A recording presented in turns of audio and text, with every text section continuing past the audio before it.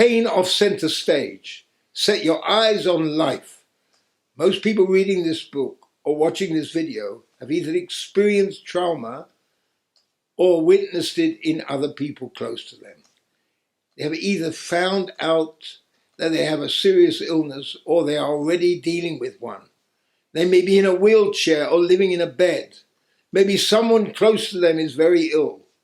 I remember taking care of a chronically ill child in one of the most draining and difficult challenges that parents can ever face. They pour their hearts and soul to make sure that their child gets the best treatment. Meanwhile, the biggest obstacle for a doctor or surgeon who is trying to treat a patient is the patient giving up hope. Never give up hope as long as you are alive. This is extremely important. You have to constantly ask yourself the question, why am I alive? I'm repeating this in order to drive the point home. There are people who die within seconds or have a heart attack, and others who not only survive the heart attack, but go on living long, productive years and go on living long and productive lives. A close member of my family developed a certain type of cancer which was said to be incurable, and there was nothing anyone could do about it. It happened at a time when they did not have the equipment and knowledge they have today. Yet, she had 2 operations, and thank God she survived and is still living today. The reason why she survived was that she had absolute belief in life. Every hour in her life was a gift. Every day is a far bigger gift. The same with every week and month and year we get to live. We have to utilize this opportunity and not dwell on our illness. We have to continuously remind ourselves to drain the pain because it's mainly in the brain. We can push the physical pain out of our bodies. That is the major theme of this book.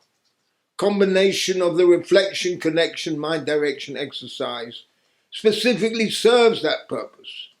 The rest of it is up to you. First thing you should do is to take the patient off center stage. It does not matter who they are, yourself or a loved one. Take their issues off center stage. Do not discuss the illness and operations and medicines. Stop talking about what the doctor and nurse said and how they feel. Your challenge is to keep yourself and them smiling.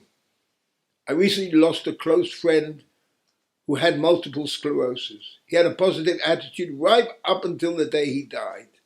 It's generally difficult to maintain a positive attitude in such difficult times because accepting the reality of the illness is not easy. We are living, as I said before, in parallel universes. Interestingly, the parallel universes move slightly faster than the universe we are living in. The parallel universe are there in our future destination. Our soul is there now, but it will move on later. Just imagine putting a baby at the bottom of a moving stairs as it is born. The stairs move slowly through life. It is just like a game of snakes and ladders. Some ladders take you higher than the others. It does not matter how long you live. The stairs move slowly and surely. There is no way you can get off. Therefore, we should try to stay focused on our mission in life all of the time. During times when you or your loved one is sick or homebound, just remember you have the rest of your life to live. Your ears are working and you can hear. You talk with others, you can draw with your hands. It may be difficult for you to get up, but there are plenty of other things you can do. You can still other people. You can still create things. Sometimes the impossible is absolutely impossible. And what is thought to be a terminal illness can be cured. It is important to keep a positive atmosphere going. There always has to be fun. There always has to be music. There always has to be laughter and jokes. That is what therapy all over the world is based on. Magicians and clowns visit children's hospitals in order to get the kids to laugh. It is done to distract them from their illness and take it off center stage. Rather than living a life where your sole focus is on your pain, where your soul focuses in your pain and difficulties, you should live a full life of happiness and certainty. You should not show your sadness, nor show your concern for your sick family.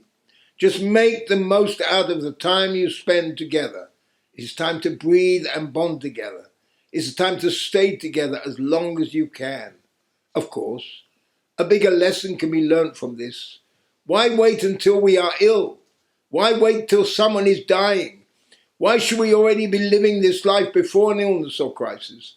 After all, one never knows what the future has in store for us.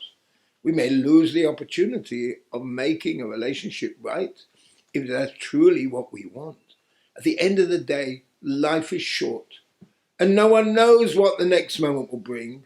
No one gets out of this world alive, and we all know that. The awareness is there, and as long as we have this awareness, we can handle anything. With that said, families should try to carry on as if their little ones are not ill. Obviously, this applies to any other member of the family. You should look after them and give them all the assistance they need. However, your main job is to try to give them life.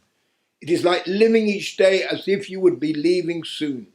You have to imagine that you're going to travel to another country, but have to prepare by making sure that your relationships are strong. You should thank the divine for all of the memories you have made. You can always do that while lying in bed in between people coming and visiting you. Do not concentrate on your illness and dying. Do not concentrate on depression. Just rewind the video of your life and edit out all the negative scenes. Relive the memories that made you laugh, smile, and feel good. Also, do not forget to drain the pain, because it's mainly in the brain. Keep saying that to yourself. It is extremely powerful. But another additional and important thing is that we suddenly might lose somebody close to us. A tsunami hits our life and a wave of shock comes in. Somebody gets killed in an heart attack. He suddenly gets killed in an accident or a terror attack. Suddenly he's gone. Completely unexpected. No time for separation and closure. And now how do you deal with it? You've got to have separation. You have to have closure. But there's something even more important. Always imagine that what you're saying now is the last words you're going to say. Always remember what I'm saying. I met a woman in New York who has a fantastic story. When she was a girl of 16, they were rounded up by the Nazis and hurried to go to the train, the cattle trucks, to take them to the concentration camps. She had a little brother of 7 with her, and she suddenly noticed that he'd lost a shoe. Of course, how could he? They wouldn't give him a chance. They pushed him and didn't let him pick up his other shoe. It's lost. So, being a 16-year-old, she started to scream, "When will you grow up?